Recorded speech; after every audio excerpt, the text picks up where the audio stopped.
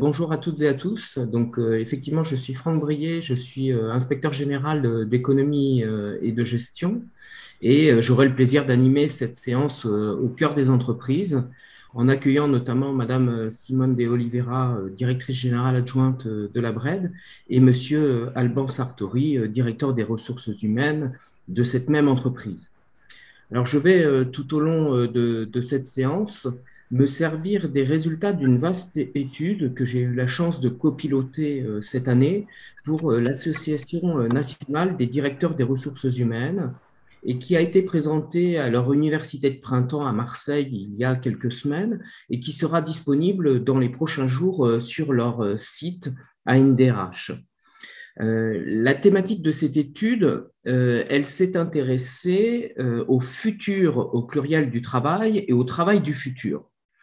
En termes de méthodologie, elle a suivi un protocole scientifique assez rigoureux et elle s'est voulue la plus exhaustive possible, puisque nous nous sommes appuyés, en fin de compte, sur un certain nombre d'études nationales et internationales, 500 documents en définitive, issus à la fois du milieu professionnel ou des milieux académiques. Nous avons réalisé ensuite une étude par questionnaire et ce sont 648 organisations publiques, privées, de tout secteur et de toute taille confondue qui ont été interrogées. Et puis, nous avons confronté ces résultats ou approfondi ces résultats par des entretiens avec 20 grands experts en matière de ressources humaines, puisque vous allez le voir, nous effectuons un lien entre ce qui se passe sur le monde du travail et puis les incidences et les conséquences que ça peut avoir en termes de gestion et de management des ressources humaines. Et au regard de ces résultats, nous avons également souhaité les confronter à des personnes, des apprentis qui étaient en master deuxième année et qui avaient à minima 18 mois d'expérience professionnelle dans différents secteurs d'activité et différentes entreprises. Donc, deux catégories de résultats ressortent et vont me permettre d'interroger, d'une part, Madame de Oliveira sur des aspects peut-être plus stratégiques et sur des aspects de politique générale au sein de son organisation, la BRED, et puis Monsieur Sartori sur des aspects peut-être plus opérationnels en termes d'impact ressources humaines et d'enjeux qui se présentent aujourd'hui, qui se présenteront demain en termes de métiers et de compétences. Alors, nos premiers résultats révèlent que l'écosystème dans lequel vivent aujourd'hui nos organisations connaît de profondes transformations. Et ces transformations, elles impactent la stratégie de nos organisations, leur mode de fonctionnement et leur mode de management. On a ainsi relevé plusieurs éléments qui impactent nos organisations, tant dans leur dimension interne que du point de vue externe. Alors notamment, on va noter, par exemple, parmi ces dimensions, l'importance de la transition numérique qui traverse, j'allais dire, l'ensemble des organisations. On a également noté une tendance forte sur tout ce qui est conscience environnementale, sociétale. Autre élément important, c'est que l'organisation aujourd'hui ne peut plus se penser, s'imaginer en termes d'action, en termes de stratégie, dans des territoires classiques, traditionnels. Donc, il faut repenser ces territoires et les acteurs que l'on va intégrer dans ces territoires. D'un point de vue peut-être plus interne, on a constaté également en matière de transformation un renouveau relationnel qui s'est réinvité de façon, on va dire, plus importante durant ces 18 derniers mois. La question du business qui a été remise en question, qui s'est réimposée dans les réflexions stratégiques, et puis un rapport au travail revisité. Donc, cet écosystème dont on parle, la première question que j'aurais envie de poser à nos représentants de la BRED, c'est dans quelle mesure aujourd'hui sont-ils impactés par ces différentes dimensions de l'écosystème? Quelles sont les transformations auxquelles la BRED a à faire face et peut-être de façon plus globale le secteur bancaire? Merci de votre accueil. Donc, je disais, Simone de Oliveira va nous rejoindre. Elle est un peu en retard, elle s'excuse. Euh, vous dire quelques mots de la BRED, peut-être pour commencer. Hein. On est donc une des banques, une banque populaire. On est membre du groupe BPCE. Avec cette spécificité, sans doute, à l'échelle des banques populaires, d'être une banque complète. On a 4500 collaborateurs à peu près en France, en métropole et dans les dom-toms, on est très bien implanté. Et puis, on a 1500 collaborateurs à l'international, donc à Djibouti, dans l'océan Pacifique. Voilà, donc on a cette dualité-là. Et puis, une banque complète, puisqu'on a vraiment toutes les activités bancaires, dont une informatique propre, dont entre autres choses, Simon est responsable, et puis une salle des marchés, et puis tout ce qu'on connaît dans nos activités bancaires classiques. Alors, ce que vous évoquiez, Franck, fait écho hein, dans les sujets stratégiques de la BRED. Il y a quelques années qu'on essaie de se recentrer sur notre métier de banquier, et précisément dans la relation et dans le conseil qu'on peut construire entre nos banquiers et nos clients, en essayant de mettre sur le digital tout ce qui est d'ordre transactionnel, c'est-à-dire tout ce pourquoi vous n'allez jamais voir votre agence, c'est-à-dire faire un virement, déposer des chèques, faire des opérations. Voilà, on essaie vraiment d'utiliser le digital le plus possible pour pouvoir conserver du temps de conseil et commercial à nos banquiers, ce qui veut dire beaucoup de formation de nos collaborateurs. À peu près 6% de notre masse salariale, hein, c'est à peu près 4 fois l'obligation réglementaire. Et puis, essayer de développer, d'abord de garantir ce niveau de qualité relationnelle un peu partout dans nos activités et dans tous nos territoires. Donc, on est dans cette tension entre ce que le digital peut apporter et ce qu'il ne peut pas remplacer et qui est le fond de notre métier. On n'a vraiment pas vocation à être une banque en ligne, c'est le conseil et la relation. Ce qui n'est pas forcément le choix de tous les groupes bancaires aujourd'hui, ou avec certaines options de groupes bancaires qui sont un peu entre les deux. Voilà, c'est ce qui explique que globalement, je pense, on se porte bien et qu'on a aujourd'hui un modèle un peu différenciant. Très rapidement, mais je crois qu'on y revient après un peu plus hein, sur l'organisation interne et les enjeux ressources humaines. Je cite quelques événements un peu marquants hein, dans l'organisation qui ont remis les technologies au cœur de nos organisations et en même temps re-questionner la relation et la présence au travail. C'était tout cet épisode de confinement, de Covid, où en même temps les gens ont été mis à distance de manière beaucoup plus rapide que ce qu'on avait pu faire jusqu'à présent. On avait certains collaborateurs en télétravail, mais pas encore beaucoup. Je crois que en France, on devait avoir à peu près 400 collaborateurs, hein, donc c'est 10% de nos collaborateurs qui étaient en télétravail. On venait de signer un accord sur le télétravail qu'on n'a pas pu mettre en œuvre à cause de la pandémie. Et aujourd'hui, on est à peu près revenu en régime de croisière à un peu plus d'un millier de collaborateurs en télétravail. Donc, on a retesté tout ce que la technologie pouvait nous apporter et tout ce qu'elle nous a apporté en termes de continuité d'activité. À ce moment, on devait protéger nos équipes.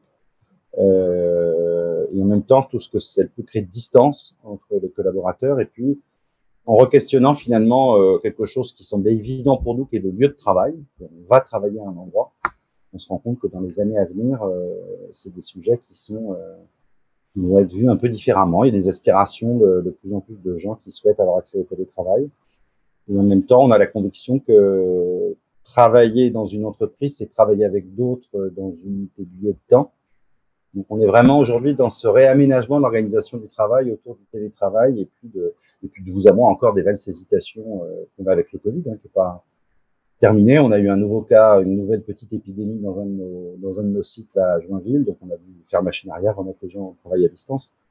Et on pense que ces imprévus vont continuer encore un certain temps. Donc, c'est aussi une nouvelle réalité de l'entreprise. Mais je pense qu'on aura l'occasion d'y revenir après quand on parle davantage de ressources humaines et d'organisation du travail. Oui, alors ce qui fait peut-être écho avec ce que je présentais en termes de résultats, parce que c'était plutôt des résultats sur une multiplicité d'entreprises et de secteurs d'activité, c'est que vous avez été impacté par la transition numérique, par votre conséquence, mais je pense que peu d'organisations aujourd'hui y ont échappé. Un renouveau relationnel, mais à la fois dans la relation client, mais aussi dans la relation entretenue avec vos collaborateurs, puisque en définitive, il y a ce rapport au travail dont je parlais qui était revisité et qui n'est pas d'ailleurs sans poser de problématiques parfois sur, on avait l'habitude de travailler peut-être pour beaucoup en distanciel. Aujourd'hui, certaines organisations sont revenues en 100% présentiel. Et en définitive, il y a un requestionnement qui se pose sur peut-être les modalités, les espaces de travail, et sur lequel on a créé aussi, j'allais dire, un certain nombre d'attentes par rapport aux collaborateurs. Et puis nos organisations, je ne sais pas si ça a eu des effets, cette évolution de l'écosystème sur votre infrastructure, votre structure.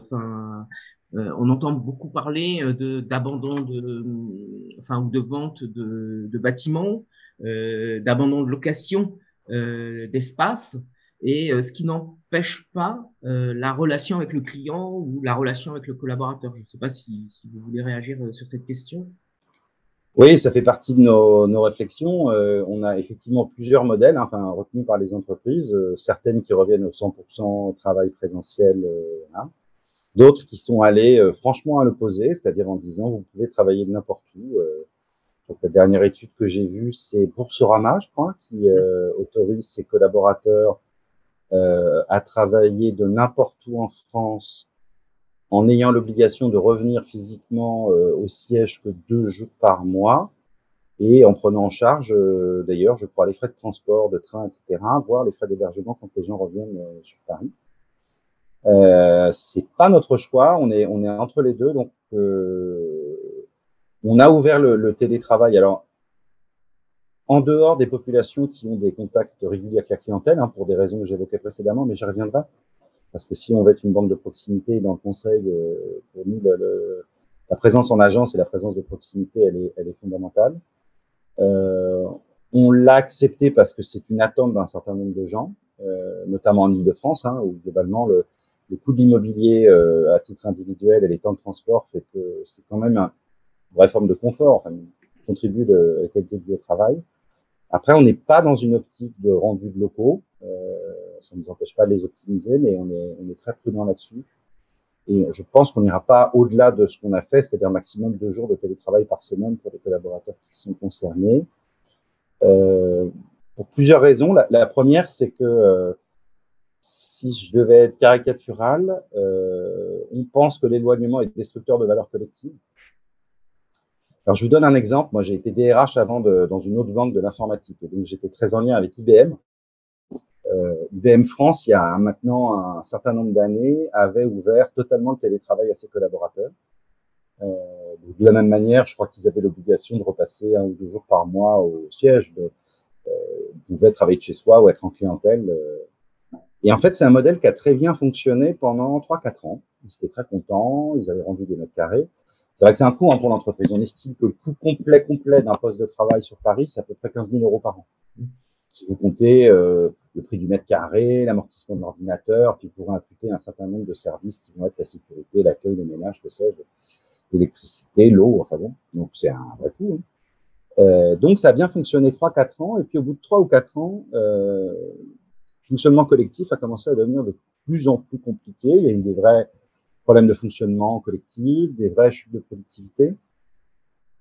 En fait, ça avait bien marché 3-4 ans parce que ça continuait à être porté par des gens qui s'étaient connus dans un contexte physique et qui avaient un accès non seulement à la compréhension de l'organisation et de son fonctionnement, qui est lié au fait qu'ils avaient partagé des locaux, une vie en commun, et qu'ils étaient aussi dépositaires d'un savoir dans l'organisation qui n'est écrit nulle part, dans aucun intranet, dans aucun manuel, qui se transmet oralement, mais qui contribue à fluidifier l'organisation.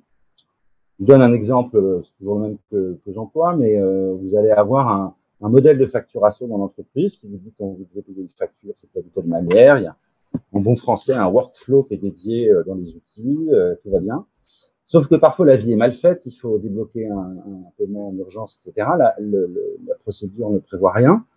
Mais quand vous connaissez bien l'organisation, vous savez que Jacqueline, à la comptabilité, elle peut vous débloquer ça, elle est au 3e en face de l'ascenseur, allez la voir, elle n'en a pas, et ça se passera très bien. Donc c'est un peu caricatural, mais la vie en organisation, elle est faite aussi de toutes ces connaissances un peu informelles. Et donc IBM, au bout de 3-4 ans, a dû constater que ça ne marchait plus du tout et ils ont fait totalement machine arrière. C'est compliqué parce qu'ils ont dû racheter des mètres carrés, puisqu'ils en avaient rendu, faire revenir les gens, ce qui a été plus ou moins bien ressenti. Donc nous, on pense vraiment à ça, c'est-à-dire que l'existence d'une entreprise, elle est utile parce qu'on est aussi à travailler ensemble. Et puis si je dois être un peu caricatural aussi, on a longtemps pensé que seules certaines missions pouvaient être sous-traitées, et notamment sous-traitées à l'international. Ça a commencé par des services support du type comptabilité, après l'informatique. On a aussi une crainte qui est de se dire, OK, mais si demain tout le monde travaille de chez soi finalement, est-ce que c'est pas plus intelligent pour une entreprise d'aller prendre un collaborateur francophone, mais qui va travailler à Madagascar et qui va coûter 4 fois moins cher? Ça, c'est pour nous la crainte de l'éclatement ultime de l'organisation. Et c'est d'ailleurs, si je reprends l'exemple de Boursorama, vraisemblablement ce qui se passera. C'est-à-dire que ils ont ouvert le télétravail à tous dès cette année. Ils ont dit qu'ils demanderaient des efforts en termes de masse salariale l'année prochaine. Pas improbable que l'année prochaine ou dans 2 ans, le collaborateur ou la collaboratrice qui est payé un salaire parisien, enfin, qui est aujourd'hui, mais qui habite Montélimar, on va lui dire, écoute, vu les gains de niveau de vie que tu as fait en allant à Montélimar, on va peut-être commencer à te payer au salaire plutôt du bassin de Montélimar plutôt que le bassin parisien. Donc ça, c'est vraiment une crainte qu'on partage. D'ailleurs, nos élus ne s'y sont pas trompés. Ils se sont jamais trop battus sur le télétravail dans les agences parce que de la même manière, si finalement nos conseillers bancaires peuvent télétravailler, bah finalement, à quoi servent nos agences? Donc, au bout du bout, il y a quand même cette crainte du détricotage de ce qui fait le travail en entreprise, qui est aussi de la collaboration physique. Je crois que ce qui est intéressant dans ce que vous dites, c'est qu'il y a vraiment, là, vous abordez la question des territoires. Et en fin de compte, effectivement, quand on est sur cette volonté de dématérialisation ou de virtualisation des relations et des échanges, rien n'empêche effectivement d'aller sur d'autres frontières qui font que ça posera et ça aura des conséquences en termes de gestion et de management des ressources humaines. Doit-on traiter les collaborateurs qui sont en France ou à Madagascar de la même façon et pourquoi le ferait-on? Ça, c'est une vraie question. Et puis, vous soulignez aussi néanmoins une chose, c'est que quand ça fonctionne ou quand ça a fonctionné, c'est qu'au départ, il y a une relation physique. Et ce qu'on constate là, au retour de ces 18 mois, je pense que les gens ont besoin de se voir et ils ont besoin d'échanger de façon parfois informelle. Donc ça a montré aussi l'utilité du relationnel et je pense que vous êtes une des banques qui fait un choix assumé de proximité et de relations clients qui se passe par la conversation, la relation physique avec son client pour pouvoir proposer une offre de service qui corresponde et qui soit peut-être moins homogène ou standardisé ou impersonnel. Et je crois que ces éléments-là, ça c'est vraiment dans le secteur bancaire en plus, il y a vraiment des choix qui sont diamétralement opposés hein, entre les banques à distance et ceux qui ne le sont pas, entre celles qui avaient opéré un virage fort sur le distanciel et puis qui en définitive reviennent à créer des agences de proximité pour créer de la relation client et in fine hein, de la performance, mais de la performance durable, on va dire gagnant-gagnant, à la fois pour le client et à la fois pour vous-même. Ma question, c'est est-ce que depuis 18 mois, tous ces éléments de contexte, d'environnement qui ont bougé, dont on peut se dire qu'ils sont plus ou moins exceptionnels, hein, est-ce qu'ils ont modifié la stratégie que vous aviez ou au contraire, est-ce qu'ils ont renforcé les axes sur lesquels vous vouliez vous diriger? Alors, ils les ont plutôt renforcés parce qu'au moment du premier confinement, en gros, la BRED était déjà en phase de déploiement de ce qu'on appelle la banque 100% conseil, c'est-à-dire progressivement de dédier de plus en plus de temps à la relation en bilatéral avec des clients et de moins en moins à la relation du quotidien au guichet ou des opérations courantes. Et en fait, au moment où le confinement est arrivé, on testait le 100% conseil l'après-midi, on continuait à faire du transactionnel le matin. Donc l'après-midi, on disait aux clients, bah voilà, cet après-midi, si vous avez des dépôts de chèques, des opérations courantes à faire, il y aura personne pour vous aider, il faut venir le matin. Et en fait, le confinement a accéléré cette évolution, puisque le meilleur moyen de garantir des conditions sanitaires satisfaisantes, c'était de faire du 100% conseil toute la journée, et d'éviter les interactions. Donc, de fait, nous, on s'est plutôt engouffré dans cette brèche-là en disant c'est la condition nécessaire, enfin, la condition sanitaire nécessaire pour continuer à ouvrir des agences. On avait l'obligation de le faire puisqu'on avait été l'État avait estimé qu'on était un service essentiel. Donc, de toute façon, il fallait qu'on trouve la parade pour rester ouvert et en même temps respecter les contraintes sanitaires. Donc, ça a été plutôt un encouragement encore un peu plus à aller dans ce modèle-là. Écoutez, merci pour ces précisions et je vais peut-être en revenir là à notre étude qui portait sur, donc, je vous le disais, 648 organisations issues de toute taille, de tout secteur confondu. Et on a pu observer, attendez, je repartage.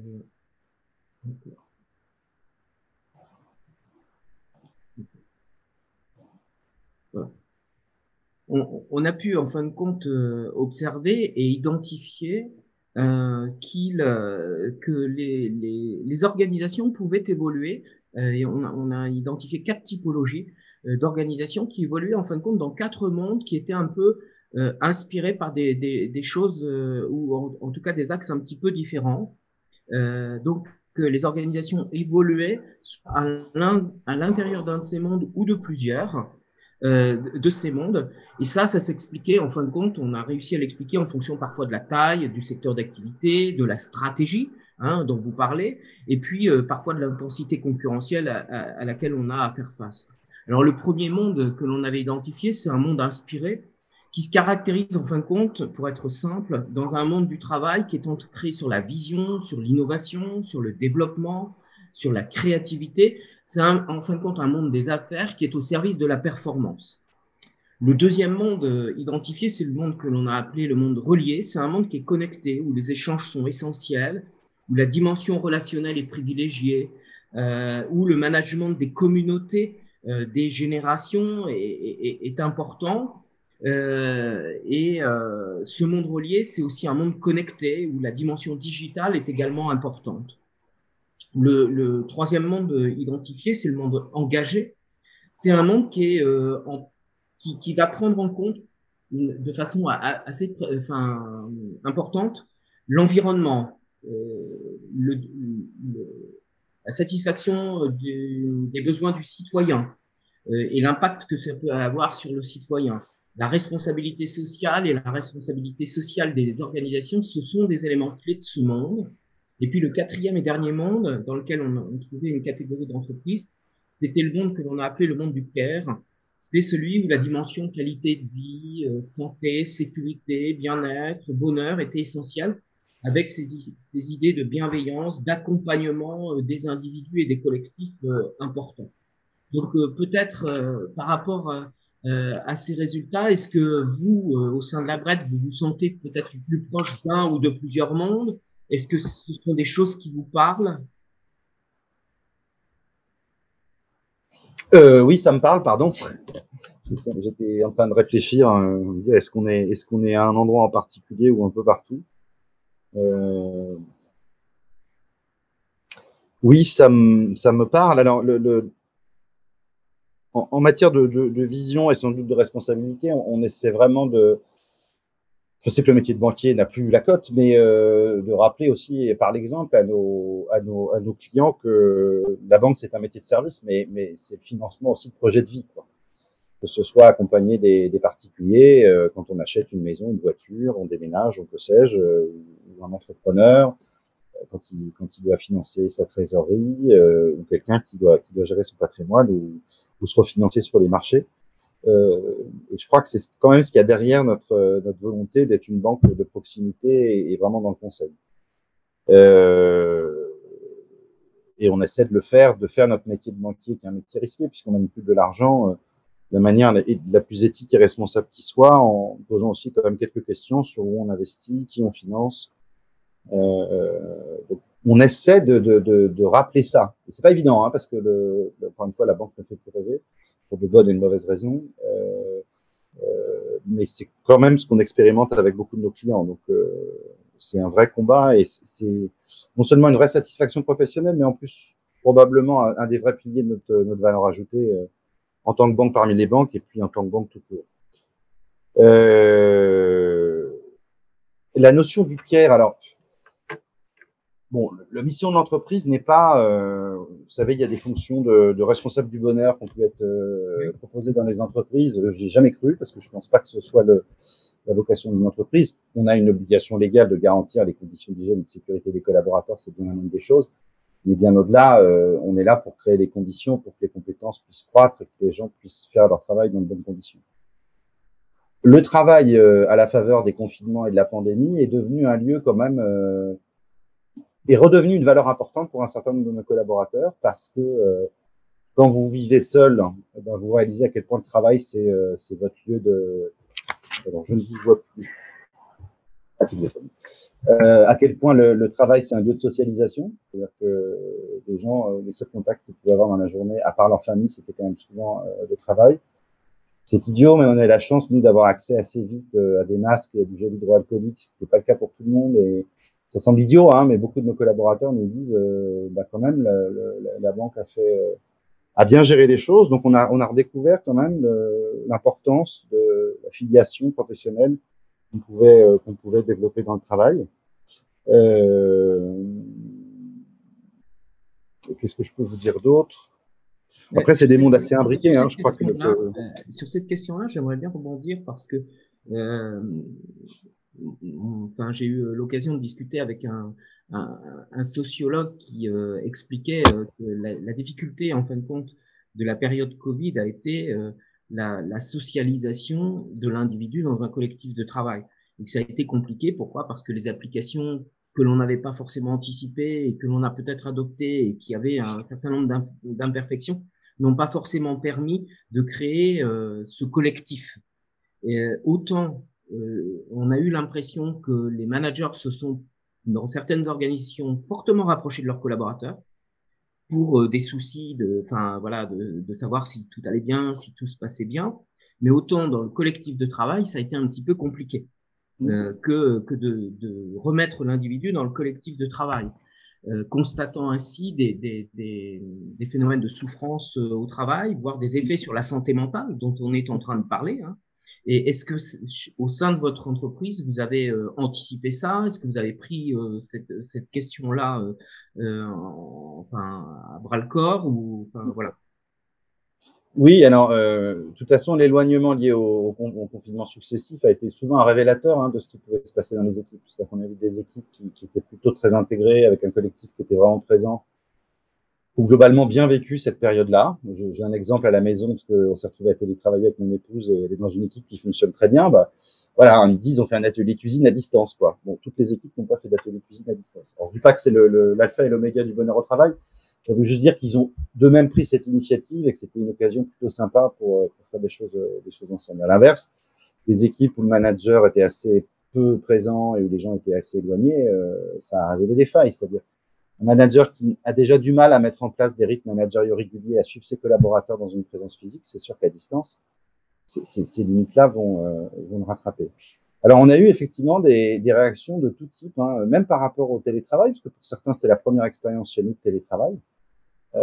On avait des gens qui en rêvaient et qui en sont revenus dégoûtés en disant « je ne veux plus du télétravail ». Je réalise à quel point c'est important pour moi de pouvoir revenir sur un site de travail, pouvoir voir mes collègues. Voilà, il y a l'inverse, d'autres qui ne s'y voyaient pas trop se sont dit ça peut être du confort. Je suis persuadé que c'est pas que du confort, effectivement. On a eu deux types de détresse, entre guillemets. La solitude, d'abord l'isolement, hein, avec parfois pas une majorité, mais des collaborateurs qui, quand il s'est agi de revenir, c'était un peu compliqué. Un peu ce qu'on appelle le syndrome de la cabane, quoi, qui devenait un petit peu paranoïde sur la pandémie et ça leur coûtait beaucoup de revenir. Donc, il a fallu, avec l'aide des équipes RH et de la médecine du travail, les encourager, puisqu'on était persuadé que c'était important que chacun puisse revenir. Donc, d'isolement, hein, je le dis, c'est vrai, quand on n'a pas eu de vie de famille ou nous, on a eu le récit de collaborateurs, c'est idiot, hein, mais qui étaient en réunion Teams du matin au soir et ils levaient le nez, il était 18h. Et c'était l'époque où il y avait le confinement, le couvre-feu.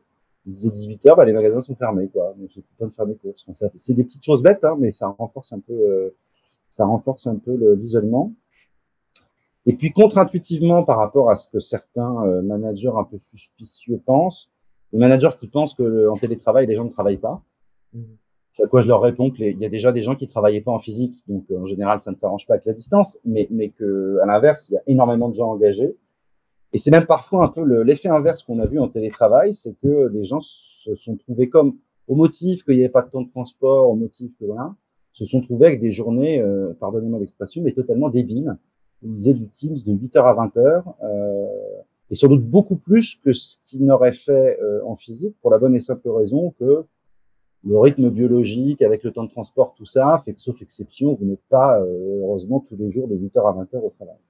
Donc, avec un espèce de suractivité, d'hyperoccupation, bien au-delà des rythmes qu'on avait pu connaître dans des contextes d'organisation physique, et puis avec une forme de fatigue, parce que 10 heures devant un écran, c'est quand même pas pareil que 10 heures dans une salle de réunion avec des vrais gens, quoi. Donc, contre toute attente, alors que tout le monde pouvait se dire chic, le télétravail, plus de temps de transport, je peux travailler avec ma chemise, ma cravate et un maillot de bain en bas, ça va être trop sympa. Les gens ont réalisé que c'était pas tout le temps de paradis, quoi. Ça a créé d'autres risques psychosociaux que on n'avait pas assez anticipé et auxquels on est vraiment attentif, hein, sur le droit à la déconnexion, sur l'équilibre vie pro vie perso, sur c'est des choses qu'on commence à tracer, notamment sur les temps de connexion. Il y a des choses, on ne file pas les gens individuellement, mais en statistique globale, on va quand même regarder un peu l'évolution des temps de connexion, etc. Ça, c'est important. Ce qui est parfois d'ailleurs paradoxal, c'est que dans le retour au présentiel ou enfin aux activités traditionnelles telles qu'on avait l'habitude de les avoir, on s'aperçoit que les entreprises viennent maintenant superposer en dehors des temps de présence, des temps de distanciel en dehors des heures classiques de travail. En disant que comme on a eu l'habitude de se voir de 18 à 19h30, eh bien, écoute, quand tu seras à nouveau chez toi, on aura une réunion et un point qui te permettra de ne pas rester autant de temps au travail. Donc, on s'aperçoit qu'il y a parfois un débordement qui s'est fait. Autant on a pu gagner sur un certain nombre, enfin comme vous le disiez, hein, les temps de transport, les temps de fatigue, les temps de concentration qui peuvent être augmentés par le fait d'être chez soi. En tout cas, ces éléments-là posent la question des temps, des espaces de travail et des modalités d'organisation du travail. Et aux Journées nationales du management qui se sont donc organisées il y a quelques semaines, j'ai fait intervenir un anthropologue qui montrait l'importance de retrouver les éléments symboliques d'un espace de travail, qu'aujourd'hui, il y avait pas mal d'individus qui, en revenant dans leurs organisations, étaient un petit peu perdus parce qu'on avait perdu les symboles de l'espace, c'est-à-dire les frontières de l'espace de travail. Et comme vous le disiez, il peut y avoir autant d'abus, et alors pas simplement de la part de l'employeur, hein, mais aussi de par soi-même, c'est de se dire, bah oui, mais tout le temps que j'ai pas passé dans le trajet, mais qui n'était pas compté dans le temps de travail, peut-être que je peux le passer aujourd'hui dans mon travail parce que je suis chez moi. Et il y a une forme. Moi, je pars du principe, je ne sais pas ce que vous en pensez, c'est que notre système français repose néanmoins pas forcément sur la confiance. Et effectivement, ne pas voir les gens travailler, eh bien, ça suppose de leur faire confiance sur les objectifs qu'on leur a fixés, la façon dont ils vont travailler et surtout les résultats qu'ils vont obtenir. Et quand on voit certaines organisations qui organisent 8 heures de visioconférence avec obligation de mettre sa caméra pour pouvoir bien vérifier que la personne est derrière son travail, je ne suis pas convaincu de la productivité. Et nous, en sciences de gestion, puisque je suis chercheur en sciences de gestion aussi, on travaillait beaucoup sur le présentéisme passif. C'est-à-dire, on peut être là, mais effectivement, ne pas travailler. Je ne sais pas si... Ah oui, même qu'on peut être dans une réunion en écoute flottante, mais en réunion, ça se voit plus que derrière un écran, en fait. C'est ça la difficulté. Non, ça chamboule énormément de choses. De même qu'il y a certains collaborateurs qui ont du mal en revenant. Certains collaborateurs, les premiers jours de retour, ont dit mais c'était nul, j'arrive pas à travailler. Et on leur disait pourquoi. Ils nous disaient en fait, c'est bruyant. C'est sûr que c'est plus bruyant que quand on est tout seul dans sa chambre ou dans son salon. Ils avaient juste oublié que la vie sur un open space, c'est plus bruyant que quand on a juste son chat à côté. Et la deuxième chose qui me faisait sourire, mais bien entendu, ça s'est cassé avec le temps. Les gens disaient, en fait, on travaille pas, parce que comme ils se revoyaient, ils se donnaient des nouvelles, quoi, en gros. Donc, ils se réapprivoisaient collectivement. Donc certains disaient, mais je suis venu, mais j'ai rien fait de la journée parce que entre boire des cafés avec les collègues, et bon, je pense que ça faisait juste partie du temps de réappropriation. Mais il y a eu du coup ce comparatif dans l'autre sens de dire, mais finalement le lieu de travail, qu'est-ce qui m'apporte, quoi. Et je pense que ça va être un sujet pour les entreprises, au-delà de la conviction qu'on essaie nous de vivre, de montrer à nos collaborateurs que ça a du prix et ça a de la valeur de venir travailler. Donc quand même vérifier un minimum, on fait, hein, mais le confort et l'ergonomie de l'environnement de travail, c'était vrai avant. Hein, on ne tolérait pas. On fait régulièrement des études avec des ergonomes pour le bruit, la lumière, un certain nombre de choses. Mais j'ai réalisé à quel point ils pouvaient faire ce benchmark entre travail à la maison, travail sur place, et puis surtout qu'on ait une animation des équipes qui montre que la présence physique avec les collègues a de la valeur parce que c'est un autre type d'interaction, etc. Je pense qu'on aura de plus en plus, notamment dans les jeunes générations, ce challenge un peu permanent de mais finalement qu'est-ce que ça m'apporte d'avoir 2 heures de transport dans la journée, quoi. Oui, je pense que vous posez la question, c'est quelle valeur ajoutée de se rencontrer physiquement et d'être ensemble autour d'une table. Et ça, je pense qu'il va falloir travailler sur cette question-là, parce qu'il y a aujourd'hui beaucoup de réunions qui ont été réinterrogées sur ces questions-là, en disant, là, vous nous demandez de revenir en 100% présentiel. Globalement, cette réunion-là, j'aurais été à distance, qu'est-ce que ça aurait apporté? Alors après, il n'en demeure pas moins que, enfin, moi, je vais prendre ma casquette, là, peut-être éducation nationale. Nous, l'étude post-Covid a montré que dans les groupes classes, donc dans un collectif de travail, il y a des personnalités qui se sont révélées avec des prises de parole beaucoup plus simples et des gens qui ont amené des choses qu'elles n'amenaient jamais, qui ne s'autorisaient pas un certain nombre de choses. Et je ne sais pas si vous avez pu constater ça au niveau entreprise. Oui, oui, ça a pu arriver, mais c'est vrai que une réunion, comme on fait là, en Zoom ou en Teams, hein, ça positionne pas les gens de la même manière et ça positionne pas les relations de la même manière. Donc, à l'inverse, ça a pu totalement desservir des gens qui étaient assez à l'aise dans un contexte physique. Oui, on a eu un peu tous les cas de figure. Hein. Mais il y a un réapprentissage des usages aussi derrière quand on revient. Enfin, je donne un exemple pas plus tard que ce matin. J'ai un collègue qui est l'étage en dessous du mien qui me fait un Teams. Et je lui dis, mais tu veux pas venir me voir, en fait? En fait, il est venu, mais on a tellement tous pris, c'est complètement idiot, on est capable de se faire un Teams à 2 bureaux, quoi. Donc là, de temps en temps, je dis aux gens, non, attendez, c'est pas sérieux. Si on vient, c'est quand même pour se voir, quoi. C'est pas la peine. Donc, mais c'est important, ça, parce que ça veut dire que à chaque fois, c'est un réapprentissage de quel outil utiliser, à utiliser comment, dans quel contexte, enfin, pour espérer quoi. On a mis en œuvre, enfin, on a mieux organisé et structuré tout ce qui est rencontre des clients en visio. De la même manière, il y a tout un accompagnement de nos banquiers pour dire, mais quand est-ce que c'est bien de voir un client en visio, mais quand est-ce que ça peut être utile de lui dire, venez me voir, parce que là, on parle d'un gros sujet patrimonial ou ce genre de choses. Enfin, voilà, tout ne peut pas se faire au téléphone en visio, donc on a aussi cet apprentissage collectif. Et il n'est pas fini. Hein. Et je pense que ça réinterroge certaines activités des métiers. C'est-à-dire que dans mon métier, dans quelle mesure aujourd'hui je me dis cet acte métier-là nécessite une relation particulière ou en tout cas différente de ce que l'on avait l'habitude de faire. Je voulais peut-être là reprendre un petit peu le déroulement des résultats de notre étude et en fin de compte, on est parti donc de transformations profondes de notre écosystème qui conduisent les organisations à s'adapter, à faire des choix stratégiques un petit peu différents, à s'inscrire dans un certain nombre de mondes en fonction des choix stratégiques et des valeurs que l'on souhaite prôner, et puis qui parfois s'imposent dans les secteurs d'activité dans lesquels on est. Et les deuxièmes catégories de résultats auxquels on est arrivé, c'est que tous ces éléments-là avaient des effets avec deux types de conséquences en matière de gestion et de management des ressources humaines. La première, c'est sur les métiers RH en tant que tels et sur la fonction ressources humaines au sein des organisations, sur lequel je souhaiterais avoir votre retour également. Et puis, de façon plus globale, peut-être sur les compétences de demain dont l'organisation aura besoin au sens large, et puis la question des métiers de demain et de leur évolution, de leur création, de leur disparition.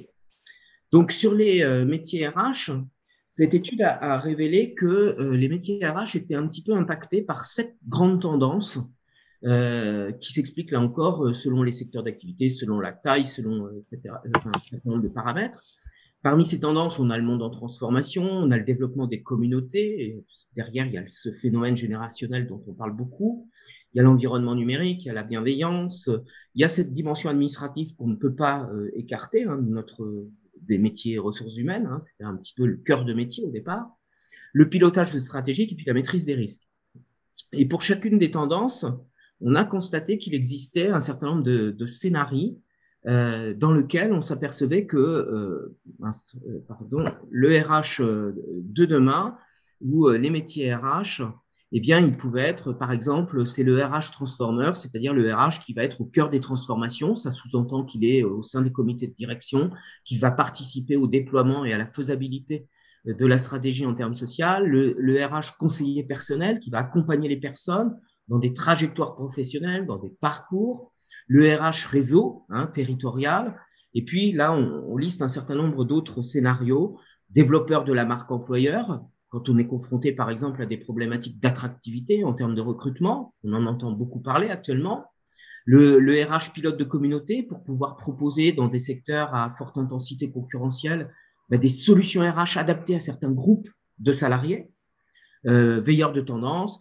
le RH connecté, avec notamment le RH 3.0 où on fait du big data, du smart data, et puis d'autres tendances où on va avoir le RH dynamiseur des relations humaines, garant de la santé et de la sécurité, promoteur de la responsabilité sociale, le RH normatif, le RH stratège, le RH vigie des risques ou expert juridique. Moi, ce que j'aimerais savoir, c'est vous, en tant que RH ou sur les métiers RH au sein de votre direction, et d'ailleurs, peut-être pouvez-vous nous expliquer comment est organisée votre direction. Est-ce que ces éléments-là ont des résonances ou pas? Oui, oui, ils en ont. Alors, je ne sais pas trop si un scénario exclut nécessairement l'autre, parce que là aussi, je Non, pense non, qu'on pas est du tout. un peu partout et pas en même temps, précisément en tout cas. Bon, les services des ressources humaines, ils sont organisés, assez classiquement. Vous avez un certain nombre d'expertises métiers, donc vous avez une équipe formation, une équipe relations sociales, une équipe qui gère aujourd'hui les outils RH, le contrôle de gestion sociale, le pilotage de la rémunération, enfin des choses un peu plus techniques, une équipe administration du personnel. Après le recrutement, c'est quand même le deuxième métier d'une RH. Hein. Premier support de communication d'une DRH, c'est le bulletin de salaire, donc faire en sorte que ça tourne. Et puis à côté, au-dessus, en dessous, on a ce que chez nous on appelle des responsables ressources humaines. À d'autres endroits, ils s'appellent gestionnaires de carrière, mais en fait, c'est des correspondants RH pour chacun des périmètres, qui sont les intégrateurs de toutes ces expertises au besoin, en tout cas jusqu'à un certain point, et qui font l'accompagnement au quotidien des différents périmètres en métropole et dans les dom-toms. Et avec des similitudes à l'international. Alors, ça va beaucoup dépendre de la taille des implantations. À Djibouti, vous avez à peu près 300 collaborateurs. Il doit y avoir 6 personnes aux ressources humaines qui se répartissent à peu près le travail de la même manière. Aux îles Fidji ou Salomon, ils sont une cinquantaine, donc l'organisation n'est nécessairement pas la même.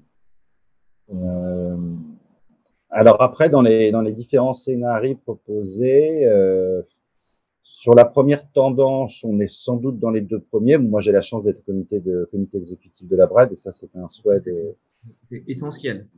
directeur général. Ben oui, ça change quand même beaucoup. Et avec le vrai souhait effectivement, que la DRH accompagne les transformations de l'entreprise. On est des conseillers personnels parce que un de nos métiers est quand même vraiment d'accompagner individuellement nos collaborateurs. Hein. C'est un de nos métiers de fond, c'est le métier des RRH. Alors, après, vous pouvez me remettre le slide juste parce que comme il y a plein d'infos, j'ai pas tout noté ni tout retenu.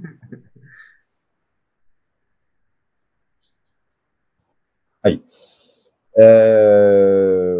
Bon, sur la tendance 2, je suis un peu moins à l'aise. Alors, on est une grande banque et on est une petite banque, donc le sujet de la marque employeur pour nous, il est plus compliqué quand on s'appelle BNP Paribas Société Générale. Et on pilote des communautés, mais bon, c'est beaucoup des communautés territoriales ou par métier. Quoi. On continue à essayer de voir ce qui va devenir. Mais bon, je suis moins raccord avec la tendance 2.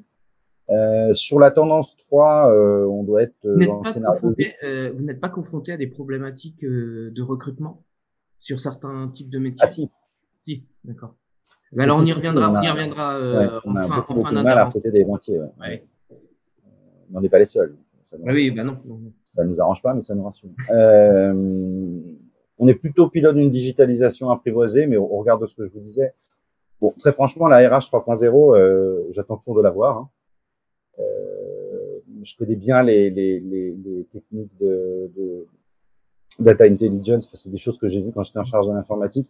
La grosse difficulté classiquement en ressources humaines, à quelques rares exceptions près, et quand vous avez une taille critique, c'est que vous n'avez jamais une donnée ressources humaines suffisamment bien urbanisée, comme on dit, pour faire du big data derrière. Vous ne pouvez pas faire du big data sur un fichier de paye, quoi. Parce que vous allez avoir l'adresse, l'état civil et le niveau de rémunération. Il faudrait beaucoup plus d'informations qualifiées, notamment sur les gens, que par ailleurs, on n'a pas le droit de stocker pour des raisons CNIL évidentes, pour réussir à faire une RH 3.0. Donc, pour le moment, c'est quand même beaucoup de l'invention de consultants, je pense. Moi, j'ai pas vraiment vu ça. Bon, c'est peut-être mon côté conservateur. Je me dis que si c'est la machine qui fait à notre place, on sera tous au chômage. C'est peut-être pour ça que je résiste. Mais j'ai jamais été tellement convaincu. Ce que vous pointez, alors il y a deux points. Hein. Il y a déjà le système d'information et la qualité du système d'information, la fiabilité de l'information dont on dispose. Mais de toute façon, quoi qu'il arrive, la meilleure application ou le meilleur système possible, ça n'enlève en rien la compétence d'analytics qu'on demandera au RH. Et ça, c'est quelque chose dont on dispose pas forcément dans nos organisations. Oui, bon, par contre, on est un peu dans la même tendance, hein, comme la banque, hein, d'essayer de rendre de digitaliser tout ce qui est transactionnel,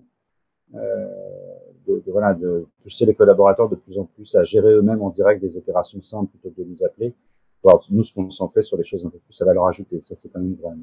On n'est pas encore dans de la RH 3.0. Sur les tendances 4 et 5, ce que ça m'évoque, c'est que le bouleversement de l'organisation du travail fait qu'on a réinventé ou à rappeler des choses qui sont parfois du bon sens, hein, mais sur l'organisation du travail, sur ce qu'on peut faire, sur ce qu'on peut pas faire, qui étaient souvent régulées par le fait que vous veniez justement dans un lieu physique et qui peuvent se reposer comme question quand vous êtes plus du tout sur un lieu physique. Rappeler qu'il y a quand même des rythmes collectifs, qu'il y a des nombres d'heures maximales, que ça, on est obligé d'y revenir quand même un peu plus souvent. Et puis, ça posera demain même des questions juridiques. Enfin, vous savez que la substance en droit d'un contrat de travail, c'est un lien de subordination à un lieu de travail quand même.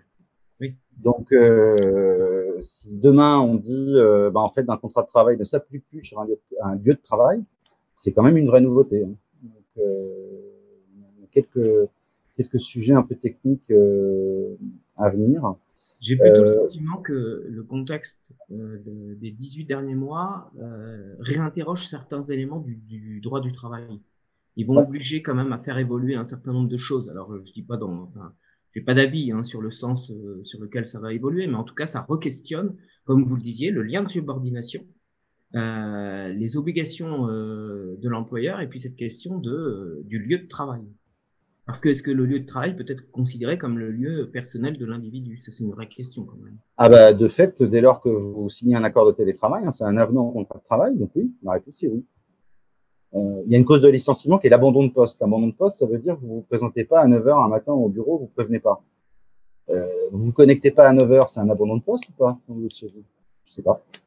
Je crois, enfin, pour avoir là sur cette étude-là, on est allé dans certaines entreprises et on a vu certaines entreprises qui, pendant le confinement, je vous le disais, avaient besoin de se rassurer, c'est-à-dire que quand des formations étaient organisées, donc il y avait des inscriptions très formelles et surtout il y avait des rapports en fonction des applications utilisées, il y avait des rapports sur les temps de connexion, sur l'activité sur un chat, sur un forum qui permettait d'évaluer en fin de compte la personne qui était derrière son écran.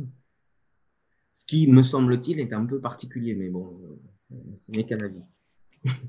Oui, oui, surtout qu'en formation, vous faites passer un quiz à la fin pour savoir si la personne a compris, mais bon, si la personne allait plus vite que les autres, tant mieux pour elle. Oui, voilà. Ne pas payer à l'heure. Enfin. La tendance 6, on essaie un peu de tout faire, enfin, aussi bien d'être dans la transformation que dans l'accompagnement des managers. À la Bred, c'est un chantier qui reste un peu plus encore à mener qu'ailleurs, donc ça avance bien. Et sur la tendance 7, criminologue, je ne sais pas. Criminologue, on a constaté, alors c'est une tendance, c'est un scénario, c'était des signaux faibles, hein, quelques organisations qui se saisissaient de cette question-là, sur les problèmes de radicalisation, sur les problèmes de ce qui s'est passé aussi, mais on a vu envers les directeurs des ressources humaines, les agressions qui ont pu avoir lieu, et en fin de compte, toute forme de crime qui touche aujourd'hui l'organisation, mais qui en dépasse les frontières parfois. Bon, ça, c'était peut-être une problématique qui était d'ailleurs antérieure au confinement, hein, parce que. Mais Oui, bon, oui, bien sûr, bien sûr. touche du bois, le seul problème nous qu'on a à traiter, mais c'est plutôt un problème de l'externe, c'est ce qu'on appelle les incivilités dans les agences. De toute façon, il n'y a plus d'argent dans les agences, donc normalement il n'y a plus de hold-up, donc ça c'est pas mal. C'était quand même une vraie réalité de la banque, hein. Enfin il y a encore pas si longtemps que ça. Mais pour le reste, non, ça va. Par contre, vigie des risques, oui. Oui, et je le disais notamment sur ce que j'évoquais, hein, sur l'équilibre profit perso, le droit à la déconnexion, même l'application du droit du travail en termes de nombre d'heures de travail. Pas parce que les gens sont à distance que ça ne compte pas comme heure de travail, quoi. Donc, on va avoir de nouveaux contentieux demain qui sont liés à ces nouvelles formes d'organisation du travail aussi. On n'aura pas que des contentieux, hein, heureusement, mais on aura aussi de nouveaux contentieux, c'est certain. Ben, merci pour en tout cas ce positionnement par rapport à, mais on voit, enfin, quand nous on présente ces résultats d'études au DRH, les DRH nous disent on peut pas être sur tout. Et vous avez l'impression que il faut qu'on soit sur tout. Non, pas du tout. En fin de compte, ça va s'expliquer par un parcours ou une maturité de l'organisation, son secteur d'activité, son développement, sa croissance. Mais on voit que certains secteurs sont plus en phase avec certains scénarios, ou en tout cas en degré de réalisation sont plus avancés sur certains de ces scénarios. L'un, un des autres résultats importants dans cette étude, ça a été de montrer qu'en fin de compte, pour accompagner les transformations induites par l'écosystème, pour que l'organisation puisse avancer et se développer, eh bien, il y a un certain nombre de métacompétences qui sont apparues clés et qui en fin de compte, traversaient peut-être tous les métiers. C'est-à-dire que quels que soient les métiers, on se disait, n'importe quel candidat, il va falloir qu'il ait au moins cette compétence-là, même s'il l'applique plutôt en contrôle de gestion, plutôt en finance, plutôt en marketing, plutôt en gestion des ressources humaines. On a réussi à identifier 4 grandes catégories de compétences. Les indispensables, où on a vu cette. Alors, est-ce qu'il y a un effet Covid? Je ne sais pas, parce qu'on avait mené cette étude en 2017, on l'a réactualisée en 2021. C'est conforter, c'est accompagner et conseiller, c'est piloter, hein, cette notion de pilotage, et notamment au niveau stratégique. Des compétences qu'on a qualifiées d'essentielles, c'est écouter, c'est respecter, c'est transformer. Des compétences dites traditionnelles, la veille, la mesure, hein, avec cette question des indicateurs, qu'ils soient quantitatifs ou qualitatifs, et puis quelques compétences émergentes qui, là, par contre, par rapport à nous, à notre étude 2017, sont apparues en 2021, c'est être authentique, être agile, gérer la complexité, gérer l'incertitude. Donc, j'aimerais bien avoir votre retour sur ces résultats. Est-ce que, là encore, c'est des choses qui vous parlent en tant que professionnel des ressources humaines? Est-ce que ce sont des choses sur lesquelles vous êtes attentif?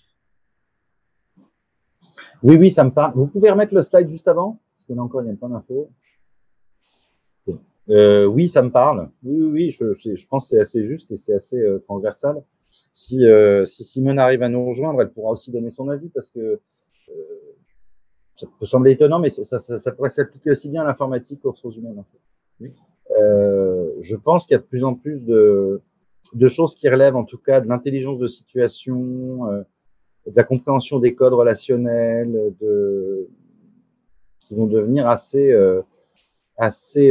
majeurs et assez différenciants dans un monde parce qu'il est plus incertain qu'avant. De fait, l'expérience du Covid nous a montré que oui, il pouvait être quand même un certain nombre de choses qu'on pensait acquises qui peuvent être bouleversées. Quoi. La difficulté qu'on a probablement pour ces compétences, mais ça, ce sera intéressant d'entendre vos avis là-dessus, c'est comment ça se transmet et comment ça se développe, quoi. Et qui s'en occupe, enfin, l'écoute, le respect, ou ce qui est après sur l'agilité, l'authenticité, ou la compréhension de la complexité ou de l'incertitude, ça peut pas être l'objet d'un parcours académique en tant que tel. Enfin, je pas sûr qu'avoir demain un prof de complexité comme on aurait un prof de maths ou un prof d'éco, ça a grand sens, quoi. Donc c'est un mélange entre ce que la famille a pu vous transmettre, ce que vous apprenez à l'école. Je crois beaucoup les expériences qu'on propose aux jeunes, hein. Je crois vraiment qu'il y a des expériences parfois associatives ou extrascolaires qui sont tout aussi fondamentales dans la croissance de nos jeunes que l'école ou l'éducation qu'on peut recevoir dans l'environnement familial. Et après, ça va être un enjeu pour l'entreprise parce que de la même manière, moi, je vais pas vous trouver le module e-learning qui apprend aux gens à être authentiques, quoi.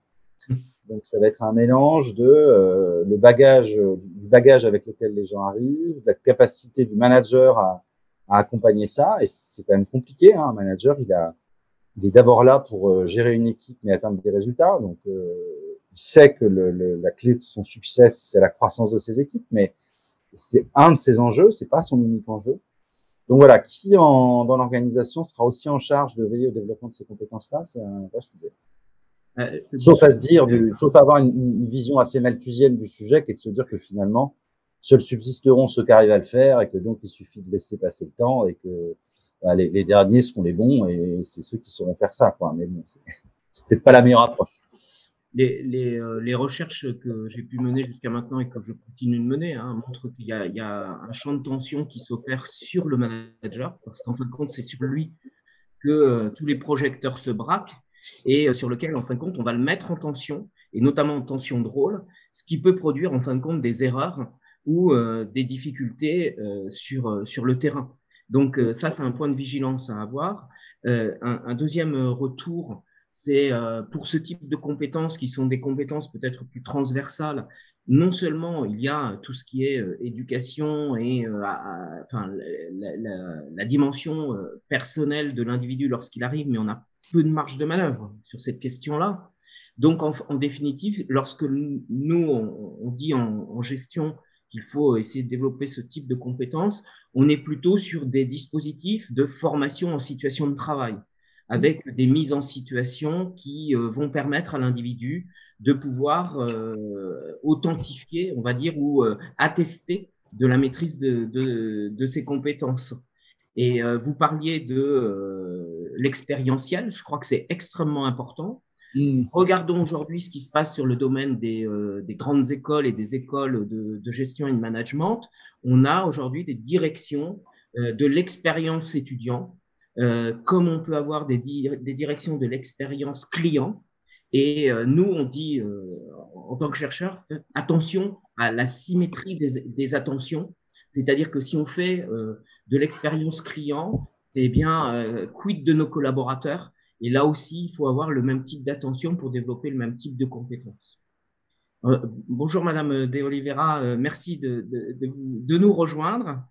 Mille excuses de mon côté. Je pensais avoir bien géré le planning, mais en fait, les IBM arrivaient de Bois-Colombes et ils sont arrivés quasi avec 3/4 d'heure de retard. Et comme c'était la signature d'un gros contrat qu'on a signé il y a maintenant 1 mois et demi, mais qu'on officialisait, c'était compliqué pour moi de partir. Donc vraiment, toutes mes excuses, c'est pas. Voilà, je suis vraiment désolée, c'est pas terrible. Non, non, vous êtes tout excusé. Mais normalement, vous aviez le meilleur, notre boss, des cerveaux et de l'humain. Donc, j'espère qu'Alban était bon jusque-là. Oui, oui. Simone, on parlait de la gestion de l'incertitude, tu vois, donc c'est plutôt bien. En définitive,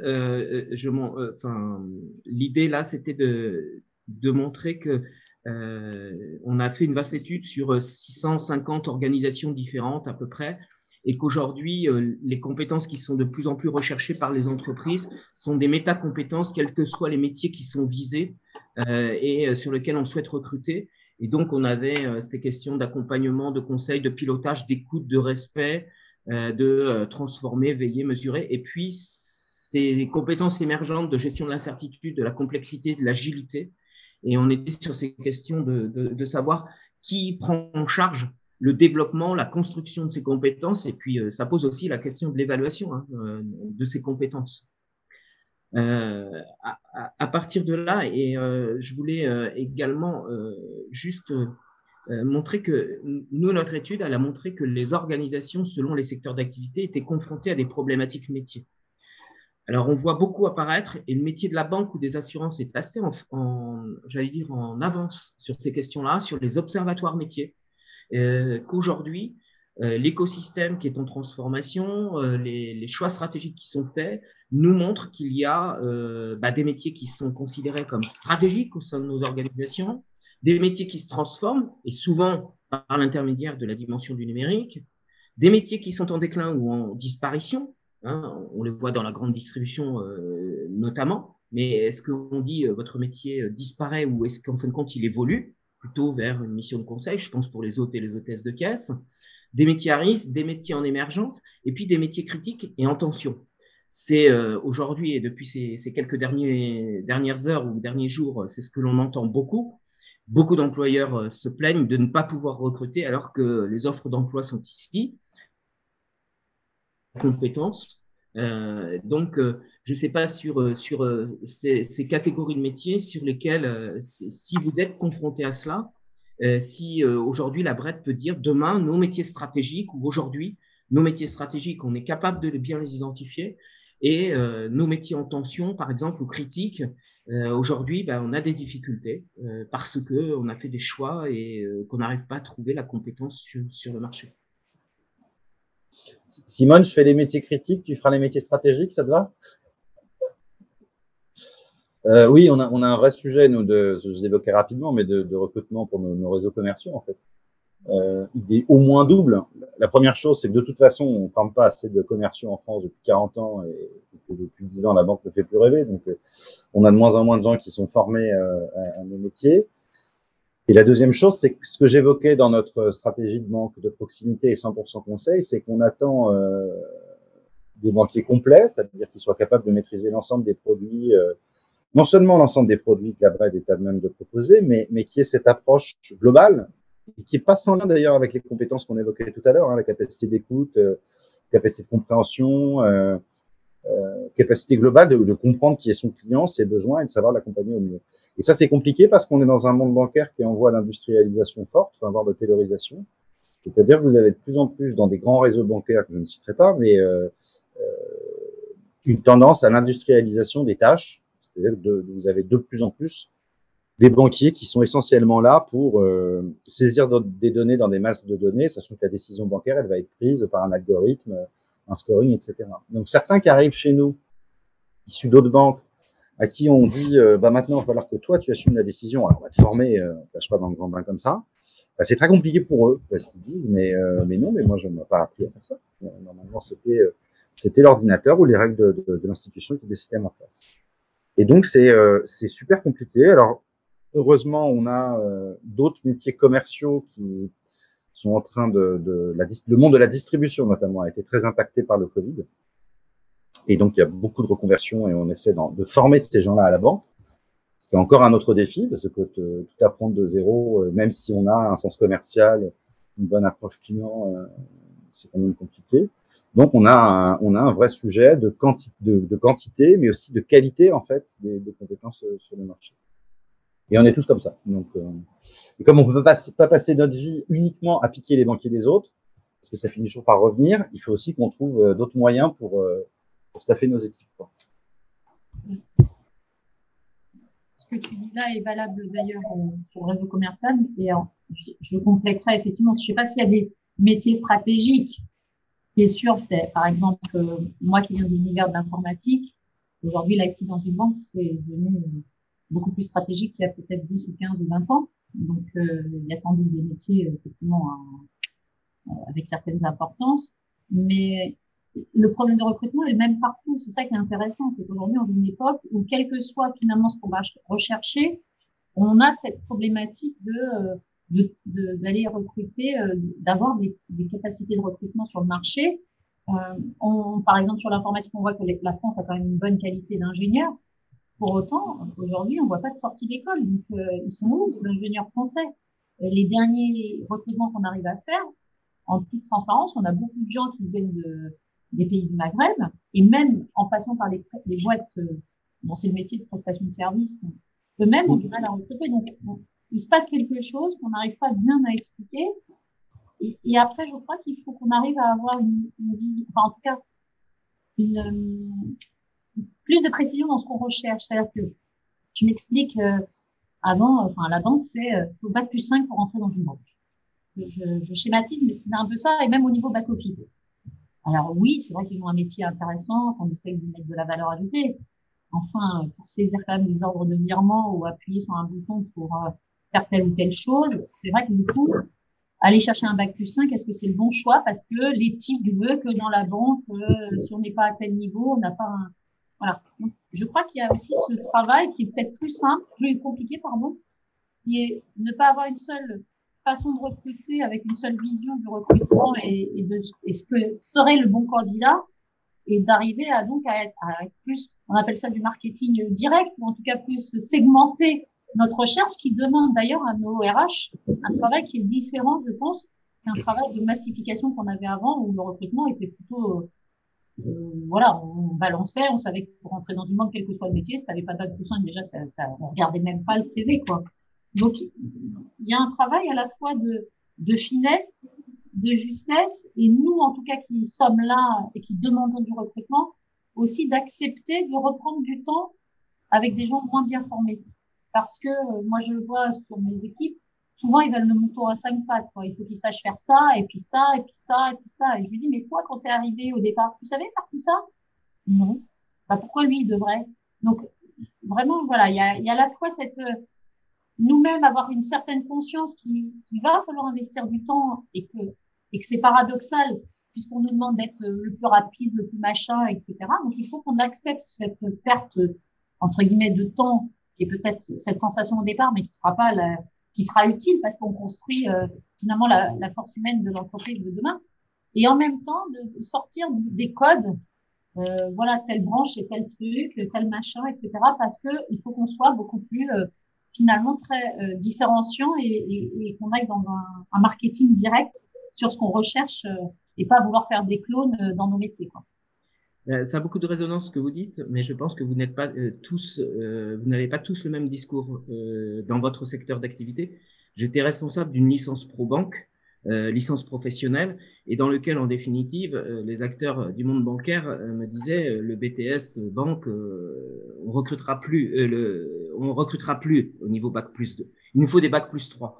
Et quand on rédigeait un petit peu le cahier des charges de l'apprentissage, on s'apercevait que ça n'était pas forcément toujours que de niveau bac plus 3. Donc, en définitive, il y a parfois un paradoxe dans le discours des acteurs du système bancaire qui est à... Et alors, je suis 100% en phase parce que même, moi-même, je suis dans le 93, donc je gère un peu certains jeunes pour les aider en fin de lycée dans l'orientation. Et j'avais quelques jeunes qui voulaient faire de l'alternance en UT technique de commercialisation. Il me semble que quand je vois le niveau de l'IUT actuellement, qui est devenu un bac plus 3 quand même, que voilà, je trouvais qu'il y avait une résonance pour la banque d'aller vers ce genre de profil qui, à mon avis, peut correspondre. J'ai proposé une candidature au hasard, enfin, parce qu'en me disant, bah, pas de problème, la brève d'apprendre en alternance. Et effectivement, j'ai eu un premier retour qui est non, on prend que des bacs, il faut que ça soit des licences. Et on a eu cette discussion pas plus tard que la semaine dernière avec le en disant, mais pourquoi on a dit ça? D'où c'est venu cette idée? Alors, je ne sais pas répondre à cette question. Ce qui est sûr, c'est qu'en tout cas, ça a levé une discussion, pas plus tard que vendredi dernier, qui était, mais on est débile. Ok, peut-être que la licence banque est peut-être très bien, mais en même temps, une UT technique de commercialisation pour aller dans un réseau commercial où ce qu'on cherche, c'est cette technique, mais en même temps, une certaine façon effectivement, de savoir contacter le client, comprendre les besoins clients et autres.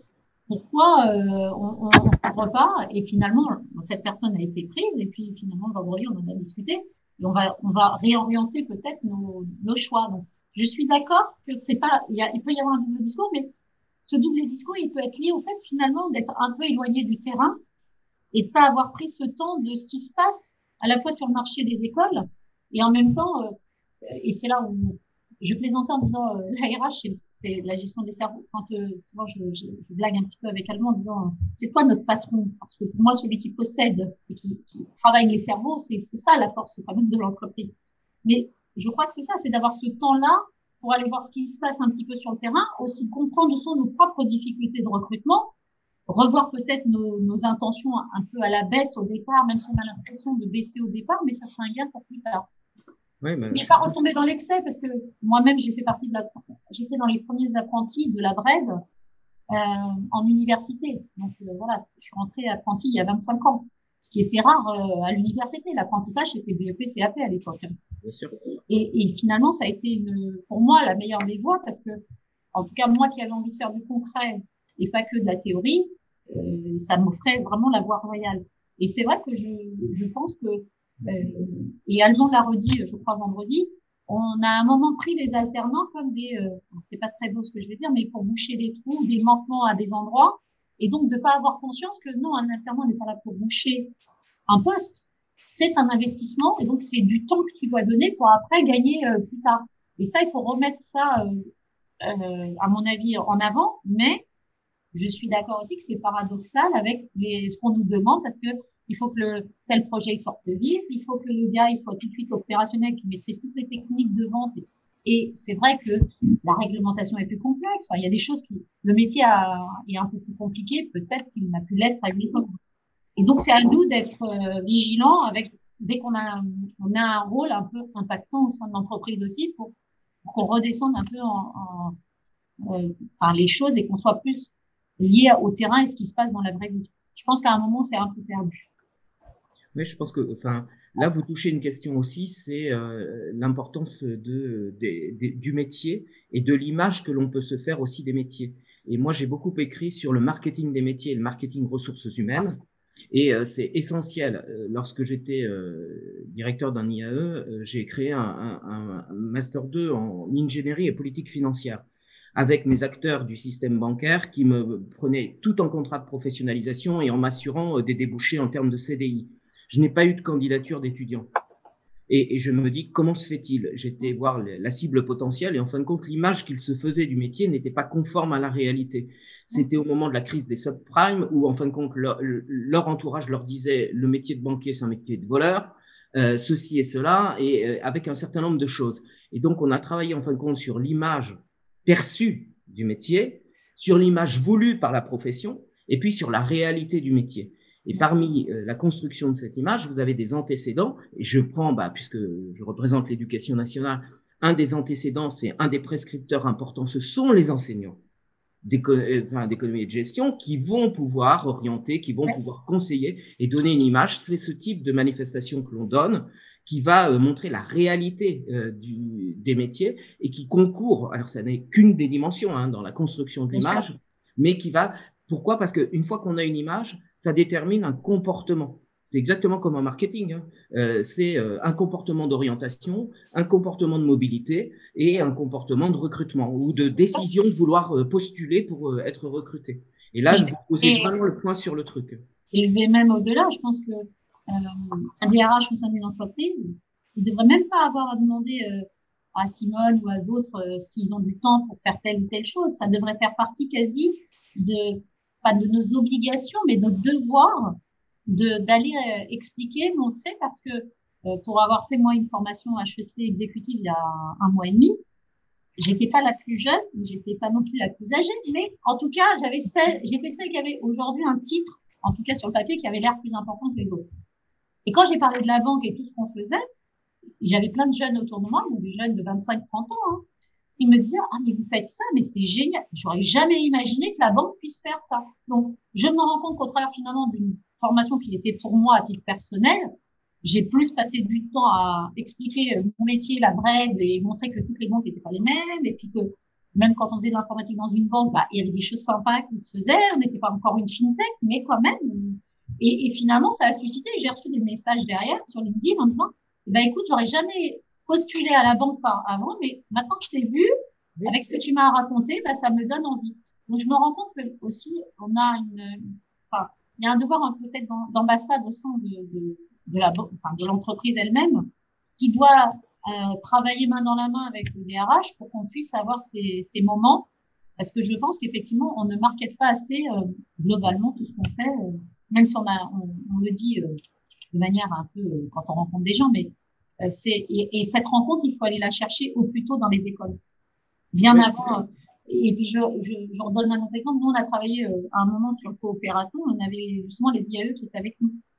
Et donc, on est allé chercher des élèves de troisième pour lesquels on a donné un prix. Ils ont gagné un iPad. Voilà, c'était des petits sujets un peu autour du développement durable et autres, peu importe. Mais c'était très intéressant au final de nous retrouver confrontés à ces jeunes, à cette vision de cette jeunesse qui est complètement différente et qui seront les adultes dans 5-10 ans, quoi.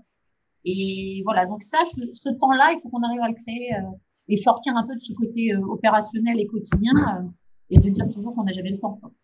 Oui, tout à fait. En tout cas, c'est extrêmement passionnant et intéressant. Je vais peut-être prendre quelques questions qui sont apparues dans la discussion.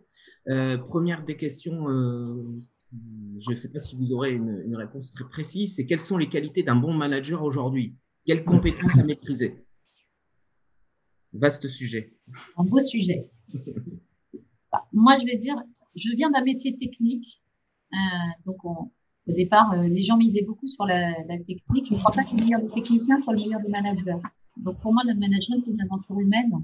Donc, je crois que c'est la capacité quand même d'être proche des équipes, d'être à l'écoute, de pouvoir aussi aujourd'hui être dans un mode beaucoup de co-création.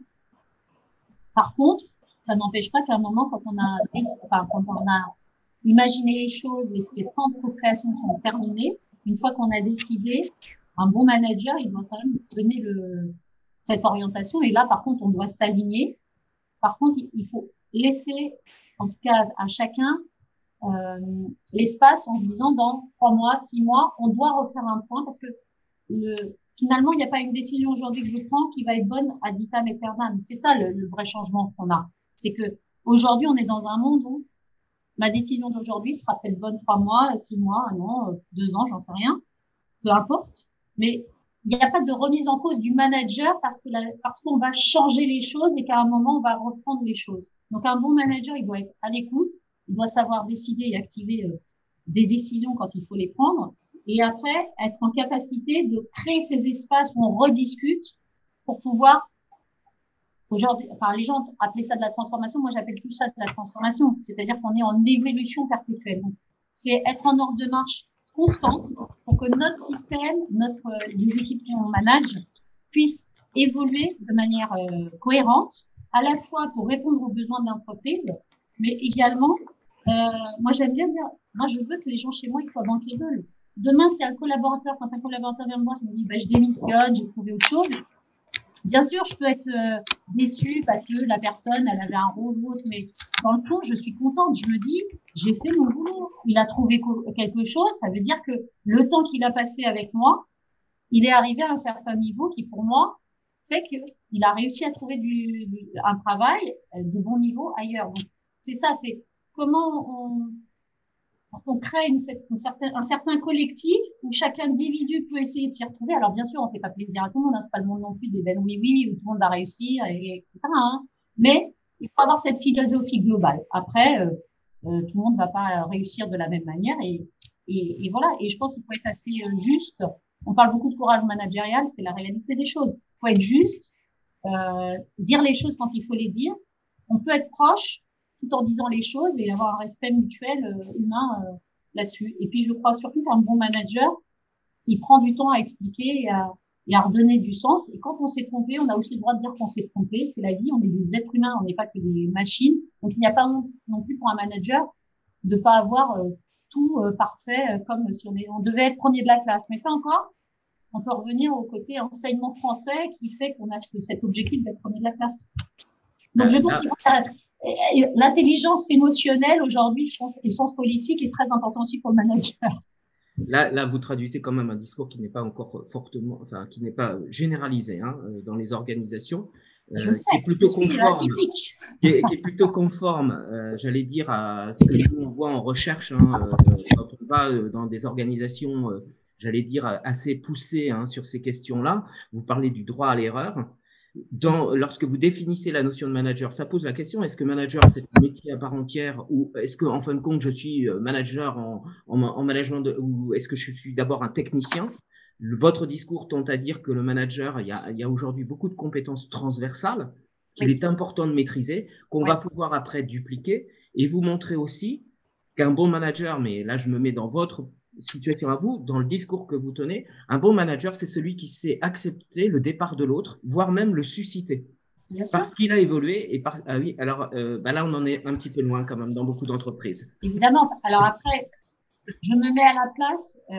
J'ai aussi la chance d'être dans un métier où le résultat immédiat n'est pas celui qui est tout de suite, comment dire, transformé en argent et en monnaie. C'est-à-dire que quelqu'un qui a un objectif très clair, il faut que je fasse tant de ventes, tant de machins, tant de ci, et sa rémunération est calquée là-dessus. Il peut avoir ce travers quand tu as un très très bon vendeur, en le voyant partir, c'est tout de suite, voilà, je vais perdre tant, même à titre individuel. Donc c'est là où il faut faire attention. C'est vrai qu'un métier comme le mien, peut-être, évidemment, il faut que ça marche. Donc de toute façon, il faut que ça marche l'informatique et tout le temps et tous les jours. Mais en même temps, quand j'ai une panne, je suis pas non plus, on va pas m'enlever tant d'argent, etc. Donc, il y a aussi, c'est peut-être la manière dont on objective les managers qui peut susciter tel ou tel comportement. Et peut-être que moi, j'ai la chance d'arriver d'un milieu où finalement, j'ai pas été sollicitée de cette façon-là, donc ce qui n'a pas engendré ce type de comportement. Mais après, Alban est peut-être meilleur que moi pour répondre là-dessus. C'est un avis très non, seule chose, c'est que si ton unique réussite est que les gens partent de la brette, pour la RH, c'est pas très sympa, parce que ça fait du travail. Non, j'ai pas dit ça.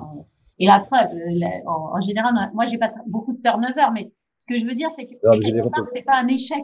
C'est ça qu'il faut le vivre comme ça. Non, mais j'ai bien compris.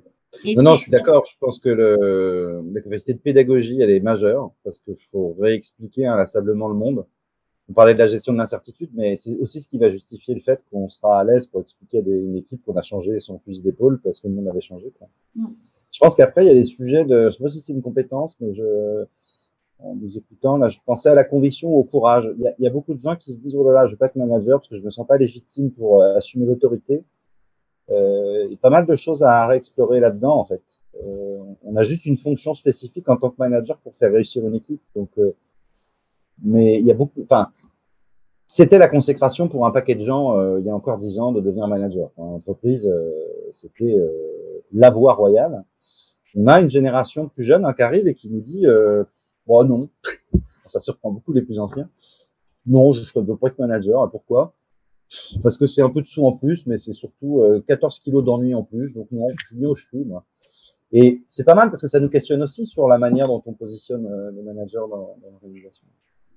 En phase, mais du coup, toi, je rebondis. À la fois, on se dit, il faut pas que tout le monde cherche à être manager parce que c'est pas une fin en soi. Et je suis d'accord. Et qu'il faut revaloriser l'expertise et qu'on a du mal en France à valoriser l'expertise. Parce que souvent, c'est ta place dans l'organigramme qui fait ta réussite.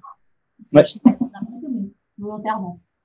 Et moi, j'essaye d'inculquer à mes experts que, ok, t'es expert, il faut que ça se valorise. Et c'est vrai qu'en général, en termes de rémunération, certaines expertises vont valoir plus cher qu'un manager. Je l'accepte.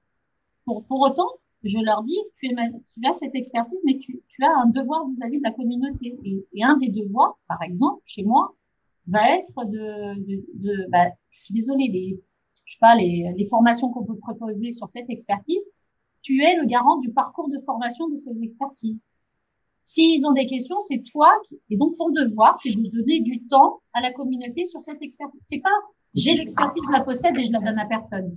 Donc, il faut arriver à trouver un équilibre. Tu peux rester expert et qu'on te reconnaisse en tant qu'expert et effectivement, ça évitera le travers d'être manager pour rien et commettre des erreurs qui peuvent avoir des conséquences importantes humaines. Pour autant, tu as des devoirs et ces devoirs, ça va être ça vis-à-vis de la communauté. Et c'est en ça que ton rôle d'expert, il va être aussi reconnu. Et donc, ça oblige aussi les experts à apprendre, à faire de la pédagogie sur leur expertise, à essayer d'expliquer les choses, qui n'est pas souvent facile pour eux aussi, mais voilà. Je pense que c'est pas ni d'un côté ni de l'autre. Je sais pas, faut pas chercher à être manager pour rien. C'est vrai que manager pour moi, c'est pas une vocation. Moi, quand je suis rentrée à la brette, je me suis pas dit j'avais être un jour manager.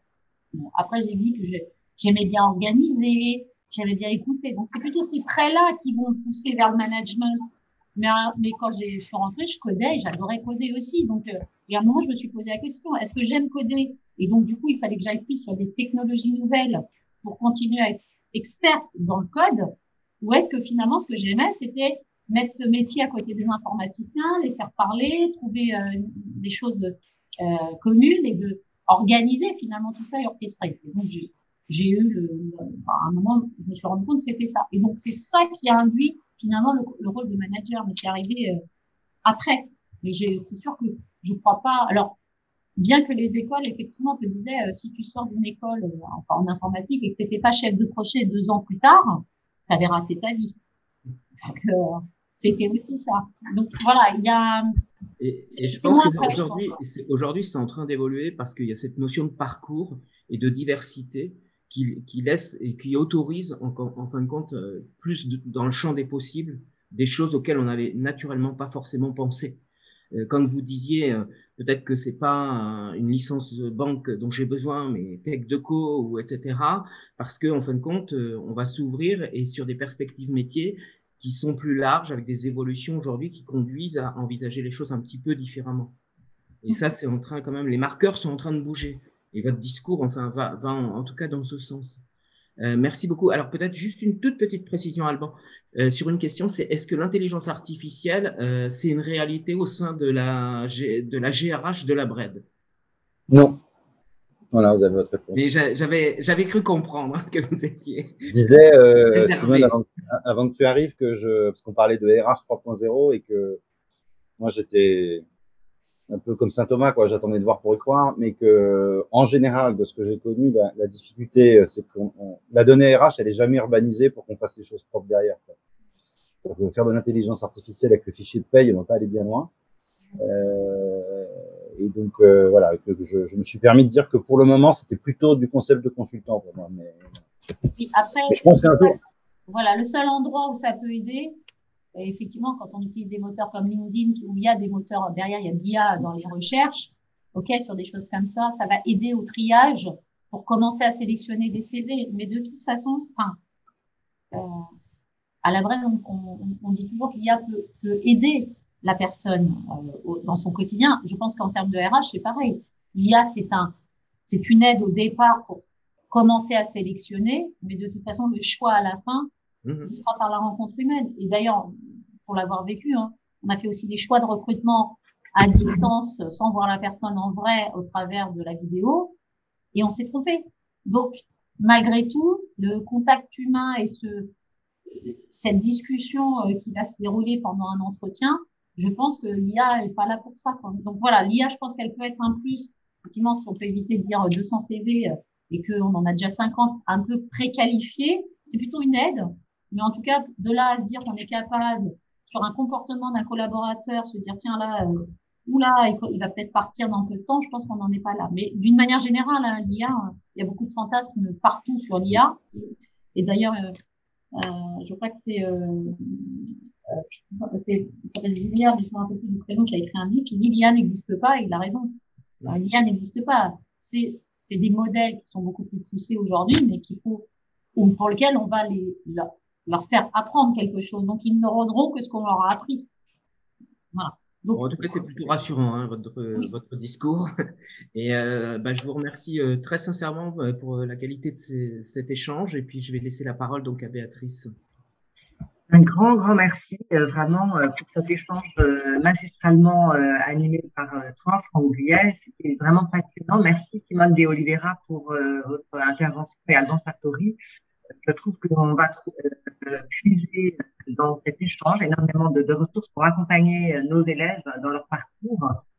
Et je pense qu'on va susciter des vocations grâce à ça. Et donc, un grand, grand merci.